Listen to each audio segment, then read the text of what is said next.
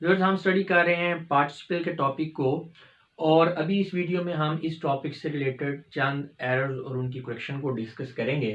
तो बात करते हैं सबसे पहले participles with or without a proper subject of reference. हाँ जी, पार्टिसिपल जो है वो ऐसी कौन सी सिचुएशन है जहाँ इनको एक लाजमी तौर पे जो है वो प्रॉपर सब्जेक्ट ऑफ रेफरेंस चाहिए, और कहाँ पे इसके लिए एक्सेप्शन है हमारे पास कि इसके बगैर भी काम चल सकता है। लेकिन ये बड़ा ज़रूरी है इस चीज़ को समझना। बाज़ औक़ात स्टूडेंट्स जो हैं जहाँ पे एक सब्जेक्ट ऑफ रेफरेंस की ज़रूरत होती है वहाँ पे नहीं लगाते, तो सेंटेंस की सेंस और उसका मैसेज बिल्कुल ही कंप्लीट जो है वो चेंज हो जाता है।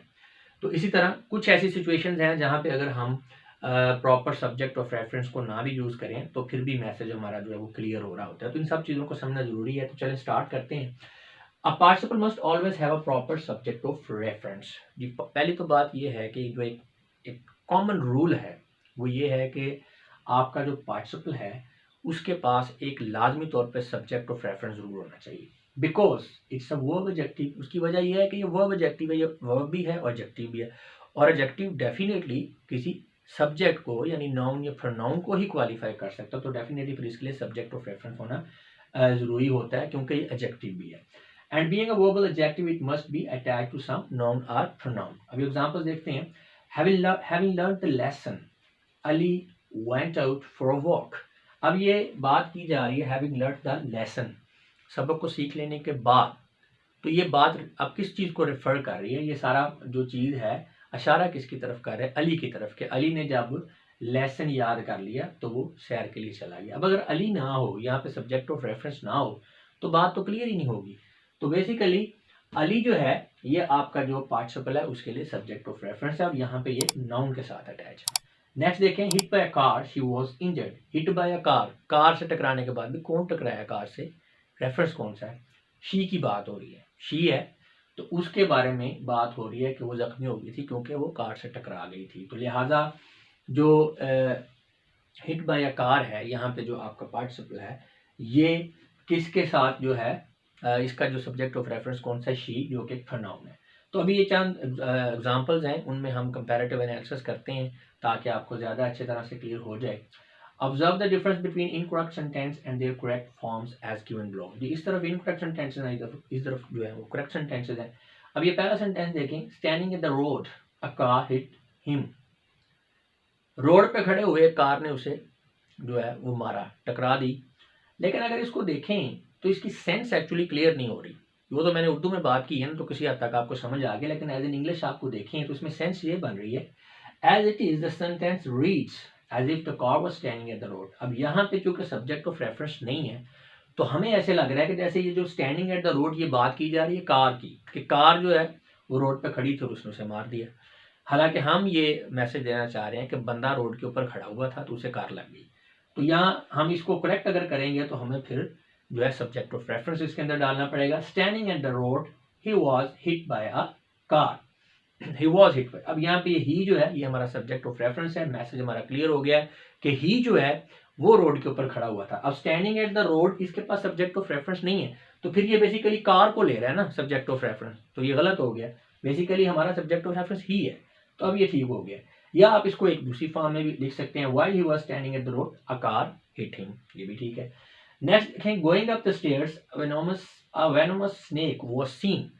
अब यहाँ पे भी गोइंग अप द स्टेयर्स ऐसे लग रहा है जैसे बात सांप की हो रही है। सांप को जो है रेफरेंस समझेगा पढ़ने वाला जो आपका रीड कर रहा है सेंटेंस, तो कंफ्यूज हो जाएगा। यानी उसको ऐसे लगेगा कि सांप ही जो है वो सीढ़ियाँ चढ़ रहा था। हालांकि बात यह है कि सांप को तो सिर्फ देखा गया, सीढ़ियाँ कोई और चढ़ रहा था। तो फिर यहाँ पे हमें एक सब्जेक्ट ऑफ रेफरेंस जो ऐड करना पड़ेगा। When we went up the stairs we saw a venomous snake। तो यहाँ पे आप we जो है ये सब्जेक्ट ऑफ रेफरेंस है। नेक्स्ट देखें, entering the valley the weather was quite fascinating। तो अब यहाँ पे भी कोई सब्जेक्ट ऑफ रेफरेंस नहीं है, तो ऐसे लग रहा है जैसे वेदर की बात हो रही है कि वेदर जब वैली में इंटर हो रहा था तो वो बड़ा अच्छा लग रहा था। तो क्योंकि डेफिनेटली जब उसके पास सब्जेक्ट ही नहीं है तो उसने वेदर को सब्जेक्ट लेना है। तो यहाँ पे एंटरिंग द वैली, ये जो आपका पार्टिसिपल है इसको सब्जेक्ट ऑफ रेफरेंस चाहिए। Entering the valley I found the weather quite fascinating. अब मैसेज क्लियर है कि जब, अब आई क्या है? एंटरिंग द वैली के लिए सब्जेक्ट ऑफ रेफरेंस है। बात क्लियर हो रही है कि जब वैली में एंटर हो रहे थे तो मैंने क्या किया, देखा कि मौसम बड़ा ज़बरदस्त है। Or when I enter the valley the weather was quite fascinating. तो ये भी ठीक है, इस तरह से भी आप इसको लिख सकते हैं। तो ये नीचे वाला नोट जरा पढ़ें। It must be noted that in all the sentences above a missing subject alters the sense and leaves the sentence incorrect, which is then corrected by placing the appropriate subject। जी, तो आप देख सकते हैं कि जब इनमें सब्जेक्ट ऑफ रेफरेंस नहीं था तो सेंटेंस जो है एक तरह से इनकम्प्लीट था, उसकी सेंस नहीं समझ में आ रही थी, लेकिन जैसे ही हमने सब्जेक्ट ऑफ रेफरेंस बीच में ऐड किया, प्लेस किया, तो बात जो है वो क्लियर होगी। अच्छा, इसमें अब एक्सेप्शन भी है। However, it must always be kept in mind there is one exception to the above rule। above rule यही वाला कि presence of subject of reference, यानी आपका जो पार्टिसिपल है उसको लाजमी तौर पे एक सब्जेक्ट ऑफ रेफरेंस चाहिए। लेकिन इसमें एक एक्सेप्शन है, यानी इसके बगैर भी काम चल सकता है। कब काम चल सकता है इसके बगैर? जब हम यूज कर रहे हैं इम्पर्सनल एब्सोल्यूट। तो इम्पर्सनल एब्सोल्यूट जो है ये क्या है, इसके सिलसिले में हम जो है प्रेजेंस जो सब्जेक्ट ऑफ रेफरेंस के बगैर भी मैसेज कन्वे कर सकते हैं। तो इम्पर्सनल एब्सोल्यूट जो है इसको जरा समझेंगे क्या है। There are few constructions where the participles are left without a proper subject of reference, such a participle is called as impersonal absolute. जी, कुछ पार्टिसिपल ऐसे होते हैं कि उन्हें सब्जेक्ट ऑफ रेफरेंस की जरूरत नहीं होती। अब वो क्यों नहीं होती? क्योंकि वो कॉन्टेक्स्ट ऐसा बन गया होता है, सियाको सबाक एक ऐसा बन गया होता है, कहानी एक ऐसी बन गई होती है कि वहां पे सब्जेक्ट की जरूरत ही नहीं है। सब्जेक्ट के बगैर ही आपका पार्टिसिपल जो है वो मैसेज क्लियर कर रहा है। तो ऐसा पार्टिसिपल जिसे कंप्लीट मैसेज देने के लिए एक सब्जेक्ट ऑफ रेफरेंस की जरूरत नहीं है, वो क्या है? उसे हम कहते हैं इम्पर्सनल एब्सोल्यूट। और ये जहन में रखना है, इम्पर्सनल एब्सोल्यूट के अलावा जहां पे भी पार्टिसिपल है उसको सब्जेक्ट ऑफ रेफरेंस की जरूरत है। अब यहाँ पे इम्पर्सनल एब्सोल्यूट की हम जरा एग्जांपल्स देखें तो आपको क्लियर हो जाएगा कि किस आखिर क्या वजह है कि इनको सब्जेक्ट ऑफ रेफरेंस नहीं चाहिए। देखें, taking every problem into consideration, the manager was perfectly justified in taking those steps. अब basically taking every problem into consideration, अब यहाँ पे आप देख सकते हैं कि बात ही कुछ इस तरह से बन रही है कि अलहदा से आपको सब्जेक्ट ऑफ रेफरेंस की जरूरत पड़ ही नहीं रही, बल्कि आप कह सकते हैं कि यहाँ पे एक्चुअल में इस सेंटेंस के अंदर तो क्योंकि मैनेजर ने ही हर चीज को कंसीडर किया है, हर प्रॉब्लम को, तो डेफिनेटली इसके लिए सब्जेक्ट ऑफ रेफरेंस जो है वो मैनेजर ही बन रहा है। Owing to her skills, she managed to cope up with the situation।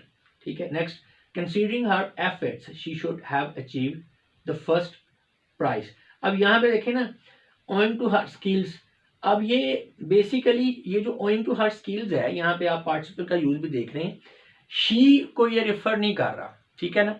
यहाँ पे बेसिकली मीनिंग इस तरह से आ रहा है कि अगर एक बंदा उसकी जो है आप कहें महारत को कंसीडर करे तो जो है वो उसने जो है मैनेज कर लिया है अपना जो है सिचुएशन के साथ कोप करना। तो यहाँ पे ओइंग टू हर स्किल्स ये जनरल है आपका सब्जेक्ट कि अगर कोई बंदा उसकी जो स्किल्स हैं उसको कंसीडर करे तो। इसी तरह नेक्स्ट देखें, considering her efforts she should have achieved the first prize. तो अगर उसकी जो कोशिशों को जो है कंसीडर किया जाए तो उसे जो है वो प्राइज जीतना चाहिए। अब यहाँ पे कंसीडरिंग हर एफर्ट, ये बेसिकली शी नहीं कंसीडर कर रही है एफर्ट्स को, ये बात ध्यान में रखें। कुछ लोग कंफ्यूज हो सकते हैं कि देखें नहीं यहाँ पे तो शी है, आप जरा कॉन्टेक्स्ट में जाए ना। Considering her efforts, she consider नहीं कर रही अपनी एफर्ट्स को, ये तो कोई और बंदा बात कर रहा है कि जनाब अगर हम उसकी एफर्ट्स को देखें ना तो भाई उसको पहला प्राइज जीतना चाहिए था, इस पर जरा सेंस में जाए। तो शी जो है ये इसका सब्जेक्ट ऑफ रेफरेंस नहीं है, इसका सब्जेक्ट ऑफ रेफरेंस जो है वो इम्प्लाइड है, यानी ये आपका इम्पर्सनल एब्सोल्यूट है, आपको जरूरत नहीं है। बस आप जनरली बात कर रहे हैं कि अगर एक बंदा, जनाब कोई भी बंदा हो सकता है, वो अगर उसकी कंसीडर करे एफर्ट्स को तो भाई उसको मैच जीतना चाहिए, उसको प्राइज जीतना चाहिए। तो ये आपका इम्पर्सनल एब्सोल्यूट है। इसी तरह रफली speaking the ceremony will start in 2 hours. इस सेंटेंस से मेरा ख्याल आपको ज्यादा बेहतर समझ आएगी अगर आपको कंफ्यूज हो रहा है तो। देखें अब यहाँ पे सेरेमनी जो है, आप कुछ लोग समझेंगे कि देखें जी ये सब्जेक्ट है, नहीं जी, क्योंकि रफली स्पीकिंग का सेरेमनी के साथ कोई ताल्लुक नहीं है, ठीक है ना। वो तो एक स्टेटमेंट है, ceremony will start in 2 hours. यहाँ पे रफली स्पीकिंग बेसिकली इसका मतलब ये है कि जनरल सेंस में बात हुई है कि यार अगर मुहतात अंदाजा लगाया जाए, ठीक है, या जनरली बात की जाए, उम्मीद है कि 2 घंटे बाद जो है सेरेमनी स्टार्ट हो जाएगी। अब ये जो रफली स्पीकिंग है ये आपका इम्पर्सनल एब्सोल्यूट है, इसे किसी सब्जेक्ट की जरूरत नहीं है क्योंकि जनरल बात हो रही है। तो आप कह सकते हैं इफ वन स्पीक्स, ठीक है, तो उसकी जगह हमने रफली स्पीकिंग कर ली। तो it must be noted that in all the exemplary sentences above the unexpressed subject is indefinite, यानी जो आपका अनएक्सप्रेस्ड सब्जेक्ट है यहाँ पे जिसे हमने एक्सप्रेस नहीं किया वो इनडेफिनेट है, यानी हमें पता है, हम एग्जैक्टली स्पेसिफिकली किसी की बात नहीं कर रहे।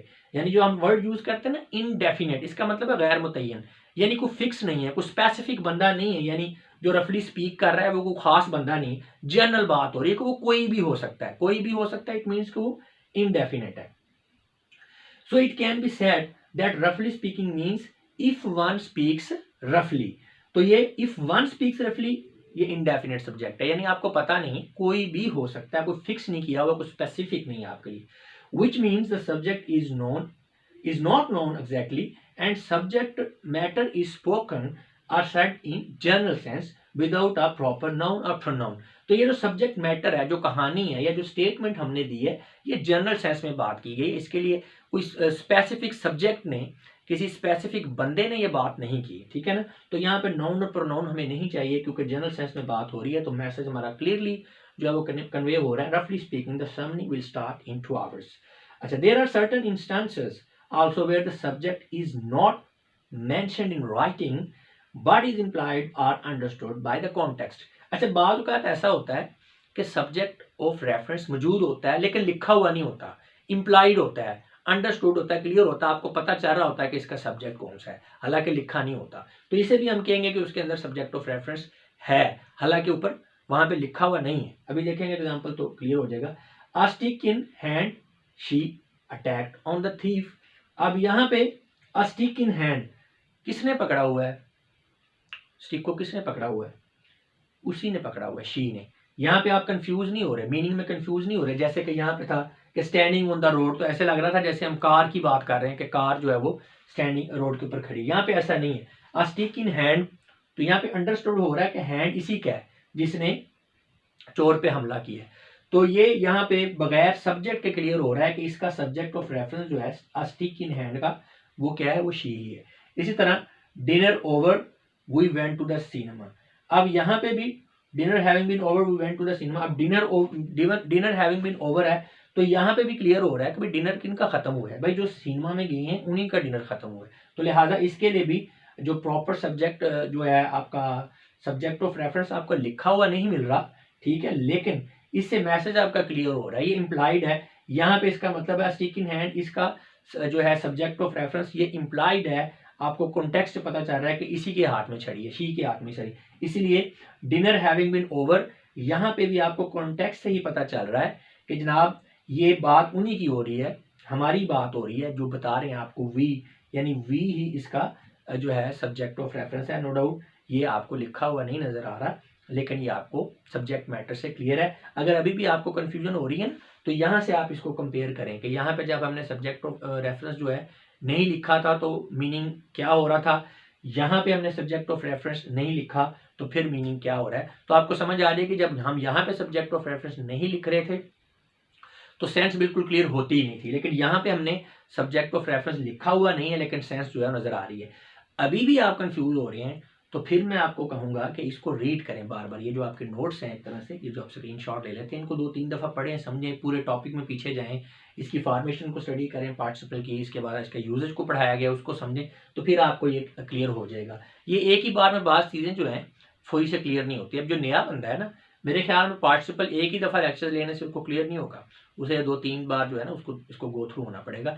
जब आप रिवाइज कर रहे होते हैं तो वीडियो को सुनना जरूरी नहीं होता, आप जस्ट जो आपने ये जो स्क्रीनशॉट लिया होता है इसी को रीड कर लिया करें, तो बहुत सारी चीज़ें जो क्लियर हो रही हैं। अभी इस टॉपिक के हवाले से कुछ रहता है तो ये जो कोई जगह खत्म होगी, अभी स्लाइड चेंज हो रही है, मैं आगे से हट रहा हूँ, इसका भी आप स्क्रीनशॉट ले लें। वैसे तो मैं स्टार्ट में भी मौका दे देता हूँ, इसके बाद जो है फ़ौरन से ही बोर्ड स्लाइड चेंज होगी तो उसका भी स्क्रीनशॉट ले लीजिएगा। फिर इस लेक्चर का बाकी हिस्सा स्टार्ट करते हैं स्लाइड चेंज के बाद। तो ये स्क्रीनशॉट ले लें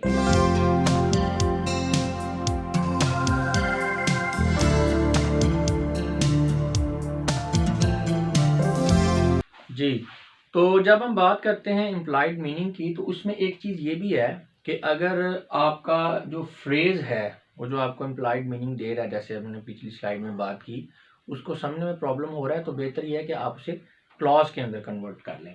it must also be kept in mind when the participles contain an implied meaning, it can be better understood by changing the participle phrase into a clause of time.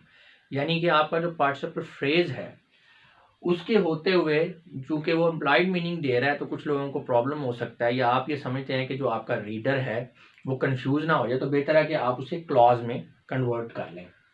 अब clause of time भी हो सकती है, clause of concession भी हो सकती है, condition भी हो सकती है, एक्सेट्रा एक्सेट्रा। तो अभी हम एग्जांपल्स देखेंगे तो क्लियर हो जाएगा। जैसे कि having done our work we went out for a walk. अब यहाँ पे इसमें आप देख सकते हैं कि पार्टिसिपल है, ये फ्रेज है, जो अंडरलाइन किए हुए हैं ये सारे फ्रेज हैं, ये क्लॉज है, तो ये लिखा भी हुआ मैंने फ्रेज। अब यहाँ पे definitely having done our work, हमने काम किसने किया है, बात वी की हो रही है, तो मीनिंग इम्प्लॉयड है, पता चल रहा है आपको कि ये बात उन्हीं की हो रही है जो बाहर सैर के लिए गए हैं, लेकिन कंफ्यूजन हो सकती है। तो ये भी ठीक है, गलत नहीं है, लेकिन इसमें आप मजीद क्लैरिटी अगर लाना चाह रहे हैं तो आप इसको, ये जो आपका फ्रेज है इसको आप क्लॉज में कन्वर्ट कर लें। After we had done our work we went out for a walk। अब ये after we had done our work, ये आपकी क्लॉज ऑफ टाइम बन गई है। मैसेज बड़ा जबरदस्त क्लियर है, इसमें कोई किसी किस्म की कोई परेशानी रह नहीं जाती। इसी तरह driving at the top speed he lost the balance. अब ये फ्रेज है और इसके अंदर पार्टिसिपल भी है, तो ये पार्टिसिपल फ्रेज है। अब मीनिंग इम्प्लॉयड है, ड्राइव कौन कर रहा है, जिसने बैलेंस खोया है। तो बात तो क्लियर हो रही है, लेकिन अगर आप मजीद क्लैरिटी लाना चाह रहे हैं तो उस फ्रेज को आप क्लॉज में कन्वर्ट कर दें। Because he drove eight top speed he lost the balance। तो यहाँ पे आप बिल्कुल क्लियर हो जाता है। और एग्जांपल्स देखते हैं। possessing all the skills and talents she never achieved a milestone। अब ये स्किल और टैलेंट जो है कौन पोजेस कर रहा है, अब पार्टिसिपल फ्रेज में जो हम बात कर रहे हैं कि स्किल एंड टैलेंट पोजेस कर रहा है, कौन पोजेस कर रहा है, क्योंकि जिसने कोई माइलस्टोन अचीव नहीं किया उसी की बात हो रही है, तो इम्प्लाइड मीनिंग से ये बात यहाँ पे क्लियर है। लेकिन ज्यादा क्लैरिटी लाना चाह रहे हैं तो आप फ्रेज को क्लॉज में कन्वर्ट कर दें। although she possessed all the skills and talents she never achieved a milestone। एक और एग्जांपल देखते हैं। acting upon my suggestions you will achieve your target। अब suggestions के ऊपर कौन एक्ट करेगा, एम्प्लॉयड मीनिंग से पता चल रहा है कि यू ही करेगा, उसे ही कहा जा रहा है, तो लिहाजा बात तो क्लियर है, लेकिन कुछ बंदों को कंफ्यूजन हो सकती है, तो बेटर ये है कि आप फ्रेज को क्लॉज में कन्वर्ट करें। If you act upon my suggestion you will achieve your target. अगर आप मेरी जो सजेशंस हैं उसके ऊपर आप अमल करते हैं तो आप कामयाब हो जाएंगे। तो अब यहाँ पे ये हमने क्या किया, ये क्लॉज ऑफ कंडीशन होगी, ठीक है। अब फ्रेज एंड क्लॉज का किसी को कॉन्सेप्ट नहीं पता और क्लॉजेस की टाइप्स का नहीं पता, तो इस टॉपिक में तो हम नहीं उस डिटेल में जाएंगे। लिंक नीचे शेयर कर दिया गया, आप वहाँ पे जाके इनको देख सकते हैं अगर आपको प्रॉब्लम हो रहा है तो। 3 word same including the manager. अब इंक्लूडिंग द मैनेजर, अब बात क्लियर है यहाँ पे कि जो मैनेजर भी उन 3 के अंदर शामिल है, ठीक है, लेकिन कंफ्यूजन हो रही है तो आप इसको भी क्लॉज में कर लें। There were three were save if the manager is included. तो अब यहाँ पे हमने फ्रेज को क्लॉज ऑफ कंडीशन में कन्वर्ट कर दिया। तो व्यूअर्स ये था थोड़ा सा जो हमारा पार्टिसिपल का टॉपिक है उसके जब अगर यूजेज की बात करें तो उस हवाले से ये करेक्शन ऑफ एरर वाली एक छोटी सी एक्सरसाइज थी। उम्मीद है कि आपको काफ़ी इससे जो है बेनिफिट हुआ होगा, जो चीज़ें हमने पीछे पढ़ी थी फार्मेशन में, यूजेज में, तो इस एक्सरसाइज में आके वो काफ़ी उसमें क्लैरिटी मजीद आ जाती है। अब इसके बाद हमारा सेल्फ टेस्ट का सिलसिला शुरू हो रहा है।